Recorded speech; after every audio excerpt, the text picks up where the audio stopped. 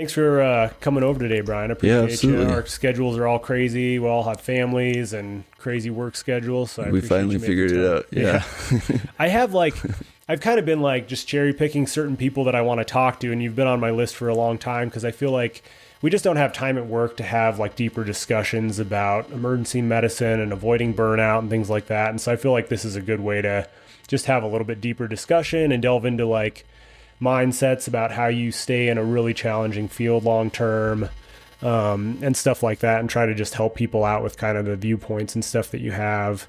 And you've always struck me as somebody with a really good attitude. You're extremely thorough with your patients. When I see your patients in follow up, your notes are phenomenal, and the care that you take of patients is really, really good. So I thought it'd be interesting to get your perspective. Well, thanks, Aaron. It's an honor. And I think that's definitely important for us to have those conversations because we see how many problems there are in our field in particular with burnout. Yeah. And it's something that I think is unavoidable, and it's going to be there for all of us just working in the ER, almost no matter what profession you're a part of. Yeah. I've worked as a tech, volunteer, clean rooms. You feel it in some degree. Yep. After you're exposed to certain things. Yeah. Yeah. So, Totally. Yeah. Regardless of your role. Yep. Because even some of us were just more peripherally involved with a case that doesn't go well, and you still feel it even if you're not directly involved. So if you're an EKG tech or a tech or a nurse or something, even if it's going on in an adjacent room, you still feel it when you're not directly involved. So I feel like it does impact all of us. Absolutely. Can you briefly just kind of say how long you've been in attending and all that kind of stuff, and just kind of give your background? Yeah, absolutely. So I have been in attending since 2019. I did my residency at the University of Arkansas in Little Rock, and I also did an ultrasound fellowship there, and did my medical school here in Colorado at Rocky Vista. Oh, nice. Yeah, and so I guess this would be my 6th year as an attending. Nice. Yeah. So what initially made you pick emergency medicine when you were debating stuff in med school? So it started with exposure. When I was 16, I started volunteering in an ER in Katy, Texas. And all the nurses and doctors, everyone that worked there were just amazing. They were all enthusiastic, took me under their wing, let me see and do a lot of things. I think that's when I decided I wanted to do ER. It was kind of one of those moments where I was like, I really love this, and I loved science and reading, and that's kind of what set me on the track to medical school. And then I got my EMT when I was 18 and started working in that hospital. Nice. Worked there for 5 years. I even stayed on there after I came here for medical school. Went back to work for Christmas. Nice. It was, but they were so amazing there. In fact, I wouldn't be here today if it wasn't for one of those doctors. I couldn't get a loan because I was 18 and didn't have a credit score for it. And Rocky Vista wasn't eligible for public loans yet. One of the ER doctors that I worked with, Dr. Gokul, he co-signed a $53,000 loan for me. Because he knew that it wasn't possible for me or my family at the time. And that kind of that's kind of also what nudged me into emergency medicine was early mentors like that. And that kind of character is hard to see that anywhere these days. And I feel like we have a lot of good character in emergency medicine. Yeah. Pre-hospital and in the hospital. Yeah, it makes such a big difference, your experience before and the people that are willing to mentor you. Because I have a similar story. I got my EMT, but sometimes you get set up with a crew and you do your third ride on the ambulance and they might be burned out. And I think a lot of students, you have such a brief exposure. You have a couple third rides. If that goes horrible, they're a burned out crew. They hate their job. They don't treat patients well. You're like, well, maybe, you're amount of effort you've put in is pretty low. So it's easy to be like, well, this isn't for me. This looks like a horrible job. These guys hate their lives and do something else. But versus, you ride with an amazing crew that likes taking care of the patients. They're professional. They do everything that you can. And then they let you get involved. It makes such a huge difference. Absolutely. Yeah, because that was my third ride. I rode with a crew. They both loved it. They were showing me how to start IVs. I was like, oh, this is the coolest stuff ever. And they actually in between calls would get in the back and talk to me and stuff. And that makes such a huge difference. Yeah, and that pride of wanting to share, being good at something, and passing it along, makes a big difference. Yeah, and our group does a really good job, I think, of mentoring, especially new APPs where, I've never done a central line before. I didn't have this robust residency where I could get good at skills. I had to learn them on the job, but our group does such a great job of mentoring people and getting them proficient. And I think we recognize that we're all on the same team, and that that's the best way to make sure we're taking the best care of people. Yeah, the team mentality between physicians and APPs is super key. Absolutely. I think there's a lot of groups that probably don't do that nearly as well as we do, where it's more of an adversarial relationship, or you do your thing, we're going to do our thing, and they're hesitant to get involved. And and then there's the other end of the spectrum where you might work at a place where you never even see each other, and you're supposed to sign 1,000 notes on patients that you have no ability to have any insight into. So. Yeah, and then you never work with that APP anyway, so you don't even know how their medicine is. That's kind of an unfair expectation on physicians in a lot of places, I think, is to be you have to co-sign all these notes of patients you never heard a thing about. It's kind of a weird thing, which I think it's getting better the way NPs and PAs practice. That's becoming less common, but I think we have a really nice balance of everything, though. Just being able to be as involved or uninvolved per our discretion. Totally. Yeah. Just at the top, what are your thoughts on surviving and having longevity in such a difficult medical specialty? Yeah, it's a very deep, complex thing, I think, but I think it's different for different people, but ultimately there's something that drives that person underneath, and for me, for sure, it's faith. Just on the day-to-day, the only way to so at first, just getting started, when the first time you're in the ER, everything's exciting. You can operate just on exhilaration. This is fun. This is exhilarating. It's a dopamine rush. But after a while, the dopamine stops. Yep. And the central line isn't exciting. It could be a burden. The lac repairs, especially, things like that.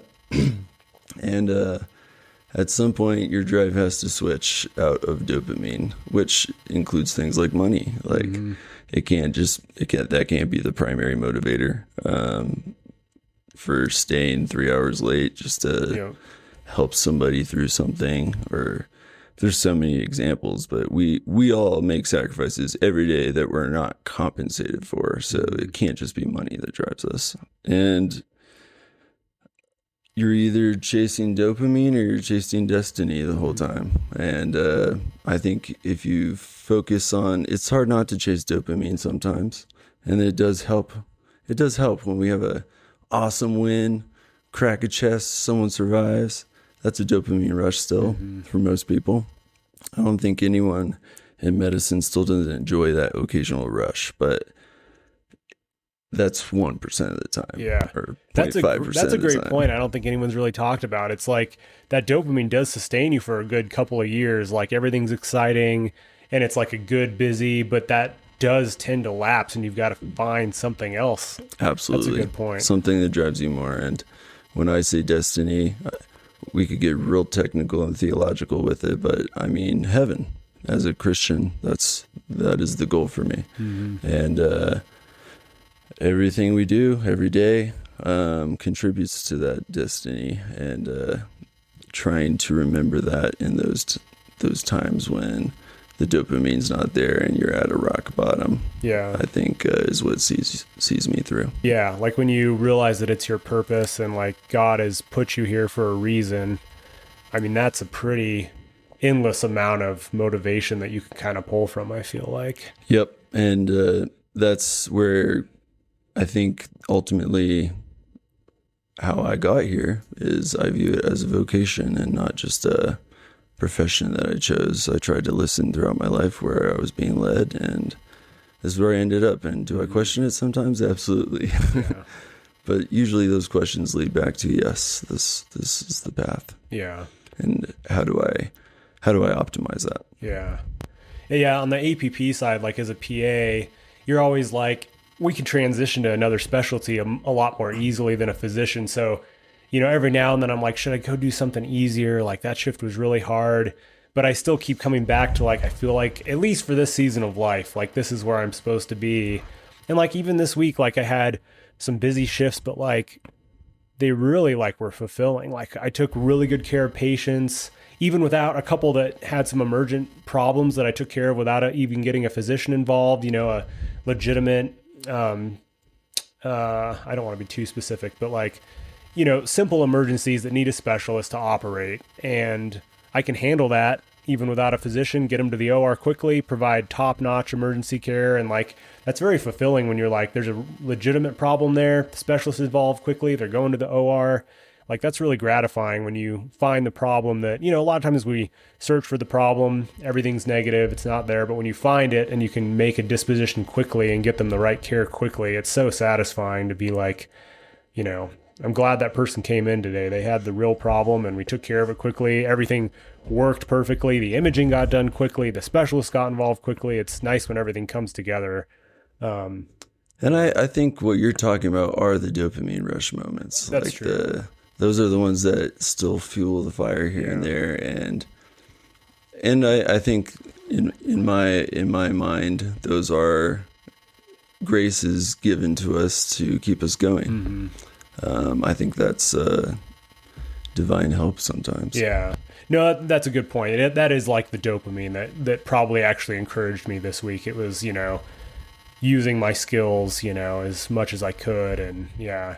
But I think it's, like the day-to-day is not usually like that in the ER. I think if you look at it from the outside, you probably, like everyone thinks that's what our day-to-day Everything's is. an emergency. Yeah, and it's really not. But Nope. If you can find some satisfaction in just having good conversations with a patient, making sure they feel cared for, making sure they feel understood and listened to, because that's so much more important to the patient than to us. Like, they really want to make sure we're actually listening to them. And that's something I think you probably excel at.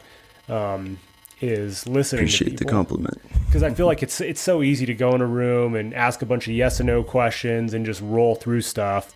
But then the patient at the end of the visit, they don't have any rapport with you. They don't trust you. When everything's negative and you say you're safe to go home, you really have to have that ability to establish some kind of trust with them. And that's really through listening and taking the time to actually sit down at the bedside. And you can't do that all day, every day. My residency program director actually had a saying. He said, to help with burnout, take one patient once a shift and spend a few extra minutes and just talk to them like a person about random things. And that can help you stay grounded. You're still dealing with the human and you feel more human connection. And I think that kind of thing can help. But no, you're right. I think that I feel the burnout more when we have to turn and burn and just grind. And we could do that constantly if we wanted to. Yeah. But is it always necessary? No. Right. I think that we could take an extra couple minutes with each person. And if I have things the way I like them and there's not 10 people dying at one time, I like to sit down and usually I ask if it's okay if I prop my feet on the end of their stretcher and we talk. And I think that it's part of the reason that I usually have an hour or 2 or 3 of notes to do at the end of my shift because I don't look at the computer while I'm doing that. I sit there and talk to them, and then I recreate that later. Yeah. That might change soon. Right. That is so huge, though. Like, not having a computer constantly in front of your face, even when you're in the patient room, like we have the ability to have a computer in front of us the whole time if we wanted.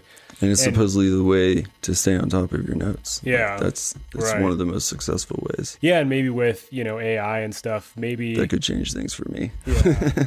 Honestly, I'm hoping. Yeah, I mean, I am optimistic that with some of the AI stuff coming down the pipe, that it'll allow us to do what you kind of excel at, actually spend more time at the bedside.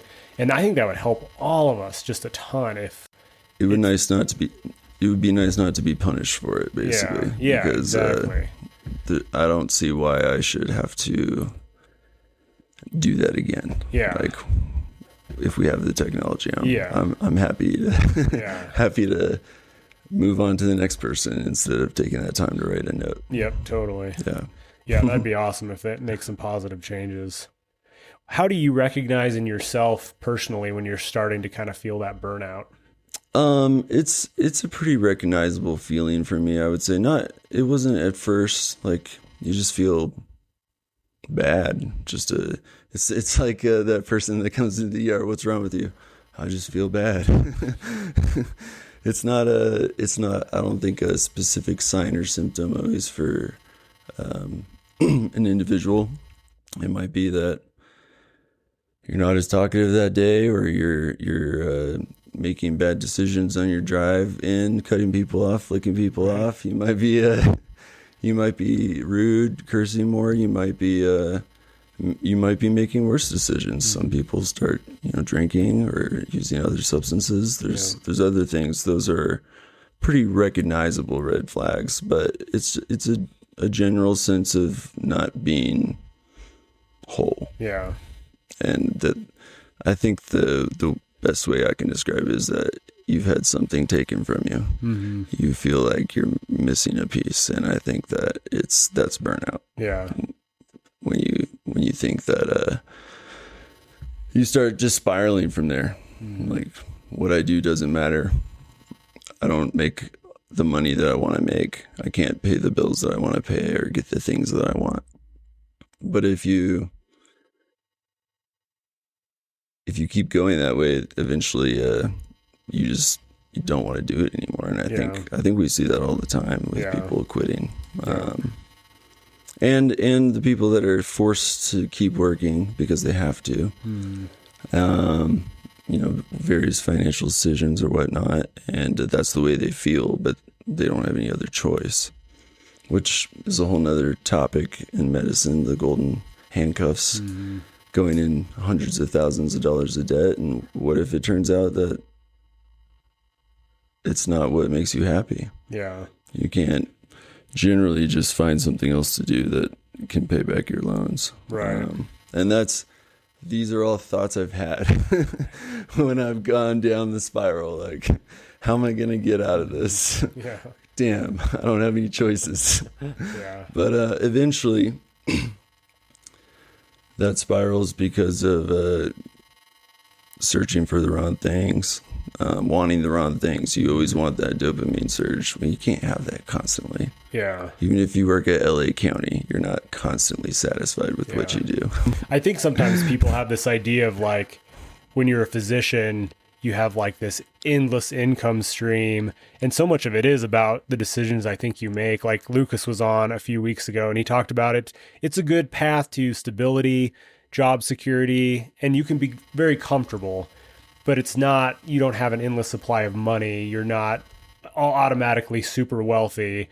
If you buy the newest car, a huge house, you have a huge student loan, I mean, it can very quickly become all about the money, and you have to work a certain number of shifts. You have to work overtime and things like that if you make certain decisions financially. It's not a reason to buy everything that you want, because it's not an endless supply of money. And I think some people's idea of a physician is this endless supply. And it's definitely stability, being a PA provides a lot of stability and a good income, but it's not an endless supply. I can't do whatever I want. Yeah, I think it's not just limited to physicians. Even when I was a tech and I had my EMT basic in Texas, like I would look at the paramedics and I'm like, dang, those guys are making $30 an hour. Mm-hmm.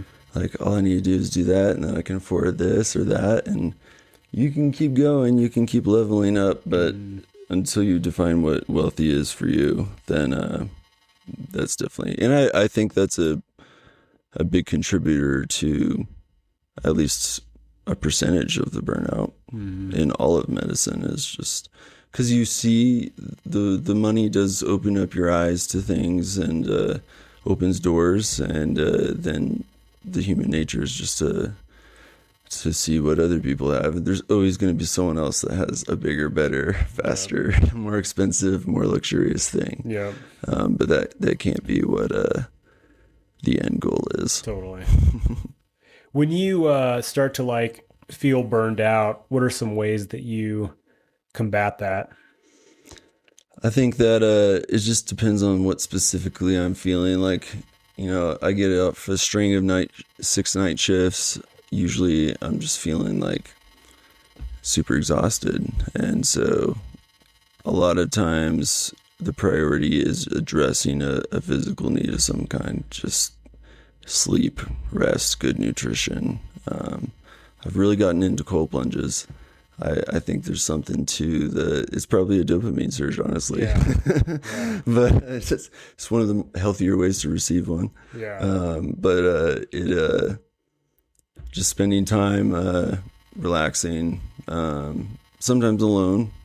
That's an important thing. Alone time is everyone needs a little bit of that, and then spending time with the people that mean anything to you in life. Yeah.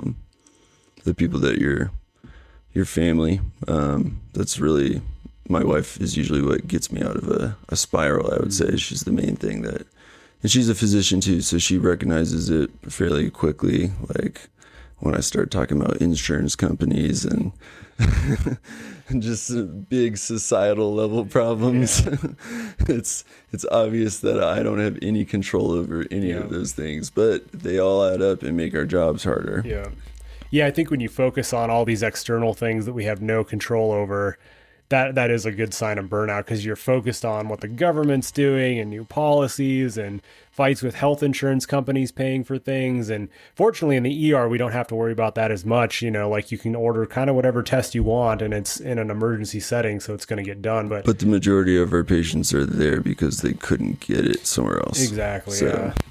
Yeah, and I think taking care of yourself, having that alone time, like just taking a walk if you need to take a walk to get your mindset right, so that you can be there for your family and be mentally present with your family and not thinking about the last shift you were working. I have done some cold plunging, which I do think is great. It's just, it never gets easier, which I think is interesting. You would think. You don't think so? Do you think it's easier? I feel like it's still, every time I debate it, and I don't have like a formal cold plunge, but our tap water here in Colorado is pretty cold. It's true. So I just do that, like 50-degree water. But I feel like every time I go to do it, it's still like, I don't want to do it. But I always feel way better after I do it, though. I think what I like the most about it is trying to stay in longer each time. Like I'm gonna put limits on that. Obviously, I'm not gonna get hypothermia, but the ability to control, to just shut everything out and just control your mind and your heart rate and your breathing. I think that goes a long way if you can apply that outside of the cold plunge. Totally. And it's a very difficult thing to do. Yes. And I think doing difficult things makes the difficult things that are forced on you that much easier. When you're like, I was in a cold plunge for 5 minutes earlier today. There's not going to be anything else in my day that's harder than that. That's right. I can deal with seeing the patient volume and the acuity today after doing something that difficult. I talk about the same thing with like weightlifting. Weightlifting really hurts, but I'm like, I lifted weights today. Is the rest of my day going to be harder than that? Probably not. It's definitely not going to be more painful. And it's the same thing with a cold plunge. Yeah. Like that's a very painful, uncomfortable experience. And there's not a lot your day can throw at you that's going to be harder than that.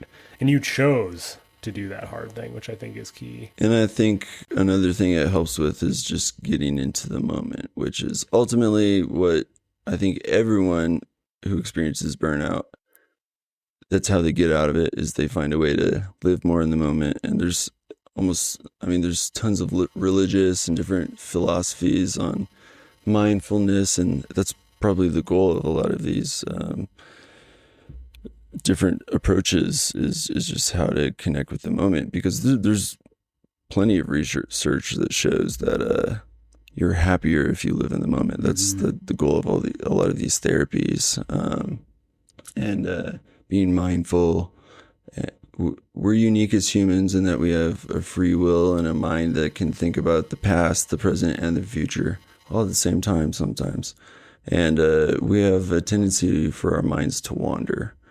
And a wandering mind is an unhappy mind. That's been proven by science. They've done studies on that, and basically the people that their mind wanders less, what's the alternative to a wandering mind? It's focusing on something. And the tool I think is the most effective and most powerful for that is prayer. Yeah. Because what can focus you more? Yeah, that's true. Yeah, I find that, because I mean, we all struggle with wandering minds, right? And like prayer forces you to focus on something. Because I find even when I spend time in prayer, my mind, it's like meditation. Your mind immediately goes to something else. You have to bring it back. It goes again. You have to bring it back.